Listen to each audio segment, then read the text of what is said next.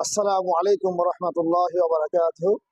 আমাদের সমাজে ইমাম মাহদী আলাইহিস সালাতু ওয়াস সালামকে নিয়ে অনেক মিথ্যা বিভ্রান্তিকর তথ্য ছড়িয়ে আছে। তো আমরা অনেক সময় মনে করি এই বুঝি ইমাম মাহদী চলে আসছে এবং দাজ্জাল চলে আসছে। আসলে ইমাম মাহদী কখন আত্মপ্রকাশ করবে, দাজ্জাল কখন আত্মপ্রকাশ করবে, এই বিষয়গুলো সঠিক তথ্য আল্লাহ ছাড়া কেউ জানে না।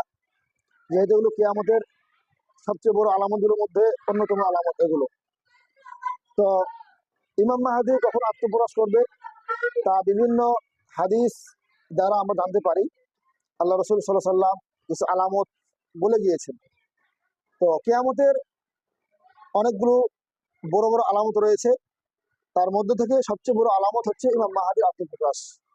অর্থাৎ ইমাম মাহদী আত্মপ্রকাশের আগে দাজ্জাল আত্মপ্রকাশ করবে না।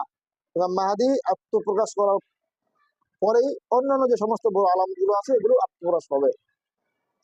তো ইমাম মাহদী আলাইহিস সালাম সম্পর্কে আল্লাহ রসুল সাল্লাল্লাহু আলাইহি সাল্লাম বলেন, আল মাহদিয়্যু মিন্নি, মাহদী আমার বংশ হতে হবে এবং তার অবয়ব এবং তার চেহারা কেমন হবে এই বিষয়েও আল্লাহ রসুল সাল্লাল্লাহু আলাইহি সাল্লাম বলেন যে আজলাল জাবহাতি আকরাল আনফি, সে হবে প্রশস্ত ললাট এবং উন্নত নাক বিশিষ্ট।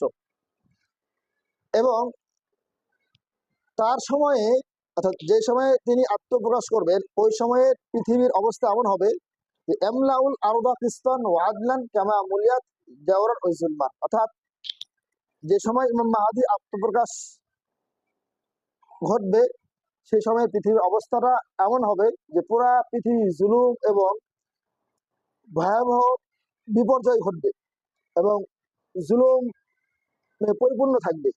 ঠিক সেই সময় ইমাম মাহদী আত্মপ্রকাশ প্রকাশ করে ঠিক তার বিপরীত পুরা পৃথিবীকে ন্যায় ইনসাফে পরিপূর্ণ করে দেবে। আর তিনি এই পৃথিবীতে অবস্থান করবেন বা তার রাজত্বের সময়কাল হবে ইয়ামলিকু সাবআ সিনিন, 7 বছর। তাহলে আমরা এই হাদিস এর মাধ্যমে ইমাম মাহদী আলাইহিস সালামের বংশ পরিচয়, তার দৈহিক কাঠামো এবং তার যে সময় উনি আবির্ভাব হবেন ওই সময়ে পৃথিবীর অবস্থা কেমন হবে এবং আবির্ভাব হওয়ার পরে পৃথিবীকে কিভাবে উনি পরিবর্তন করে ফেলবেন এটা আমরা চিত্র এই হাদিসের মাধ্যমে জানতে পারি।